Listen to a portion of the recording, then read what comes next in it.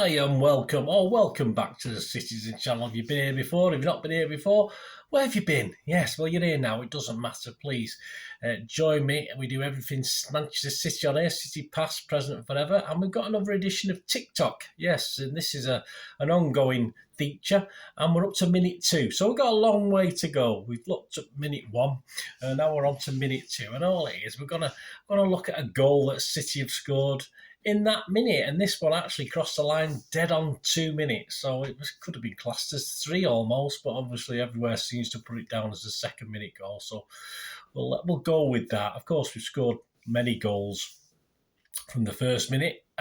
Within the first minute, the first one we looked at on minute 1 was 13.5 seconds.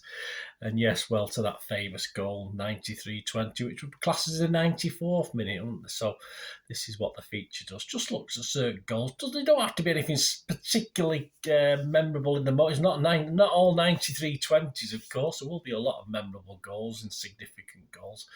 But today isn't so much. It's just by one of my heroes. So we'll talk about it in a minute anyway. Please, if you are new to the channel, push that subscribe button, push the bell notifications. It'd be great to have you on board. A lot of history stuff on City, of course, as well as all the new stuff as well. So quite an eclectic mix I try and put out there for you on this little, if you like, it's like a magazine on a vlog magazine. That's what I call it. Harks back to the day that I almost put out a City magazine, but it didn't quite work out. But that's another story. So please, if you can push that notification button, push that subscribe button, and if you push your buttons, press the little like button, guys. I'm trying to get between 15 and 20 likes for these City vlogs, so if you can help me towards that target, it'd be appreciated.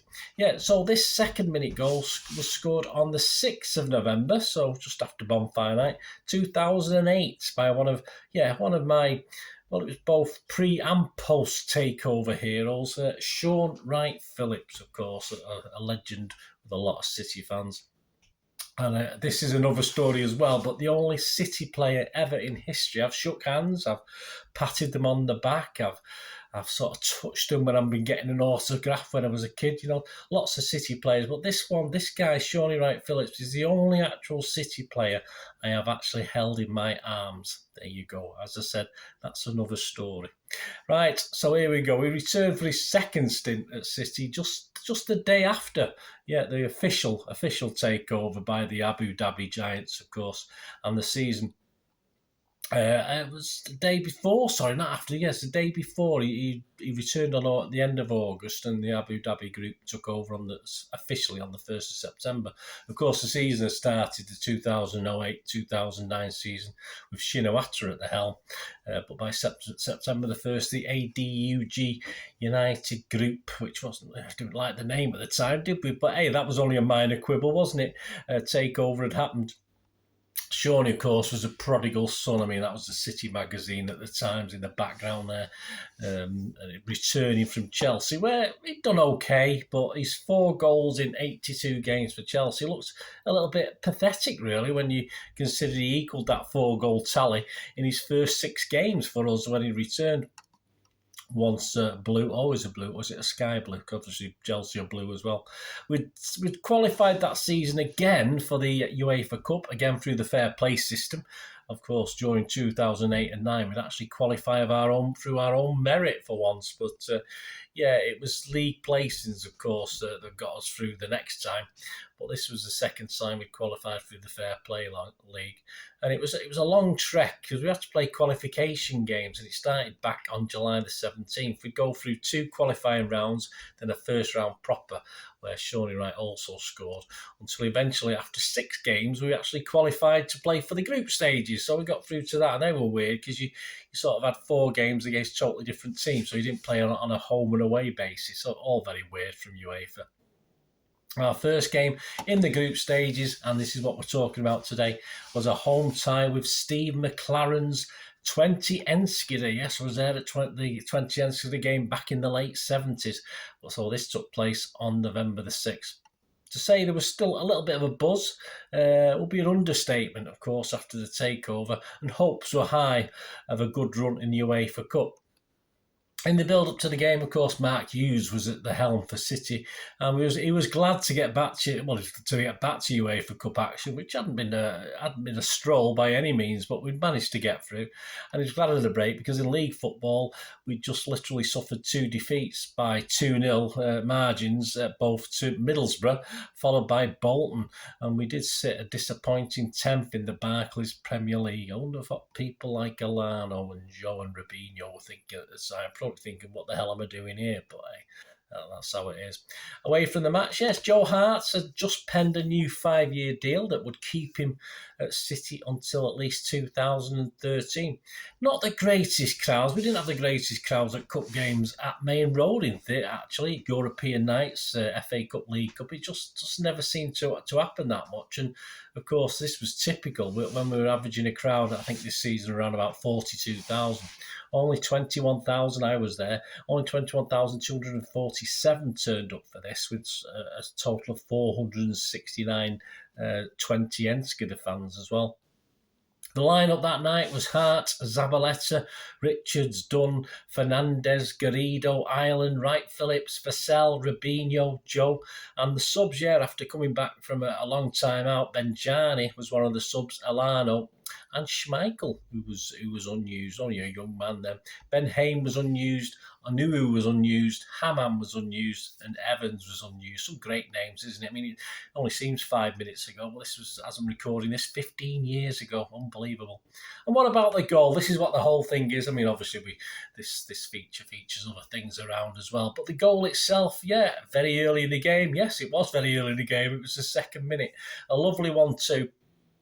As Shawnee back flicked it to Joe, who put it back into the path of Shawnee, who took a touch into the box before calmly side-footing it into the far corner.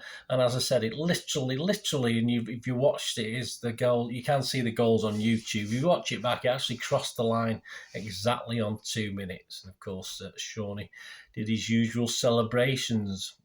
But I'd say I remember one key celebration. But as I said, that's another story. How it went? Well, after that, on 17 minutes, 20's Elia made it 1-1. Richards and Dunn both hesitated with a player coming back from an offside position. Yes, as I'm recording this, we've had a few troubles ourselves with stuff like that. Coming back from an offside position, allowing Elliott a free run from an onside position before Richards could even make a tackle. He placed it from distance past Joe Hart into the far corner of the net from the edge of the box, and that's how it remained till half-time. A Robinho curling special made it 2-1 on 57 minutes, and on 62 minutes it was 3-1. Shawnee played a returning Benjani through, possibly offside, but no VAR in those days. Around about the halfway line, he ran a deflected shot, wrong-footed the keeper. It certainly wouldn't have gone in otherwise, and made it 3-1.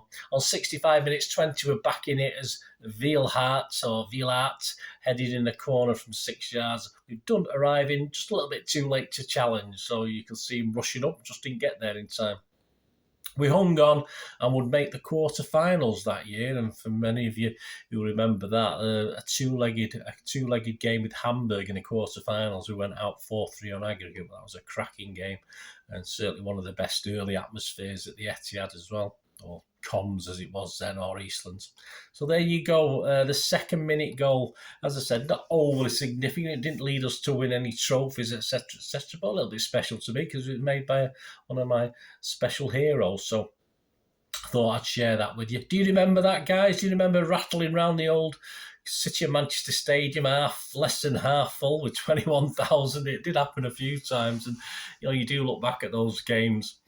Obviously, a lot of time the ground was reasonably full, but as the season sort of moved on from moving to the Etihad, the crowd gradually dropped off a little bit until obviously the Glory Hunters return, and of course when the takeover happened. But it's interesting to watch back and see the whinge about empty seats now, flipping it.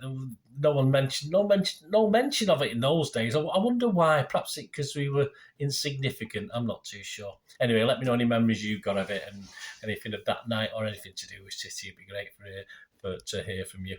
Thanks for joining me for this little TikTok City, a minute 2 moment, a Sean Wright Phillips goal in the 2nd minute on the 6th of November 2008.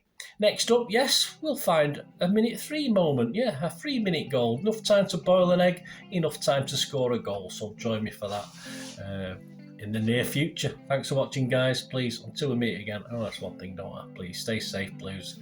Come on, City. Bye for now.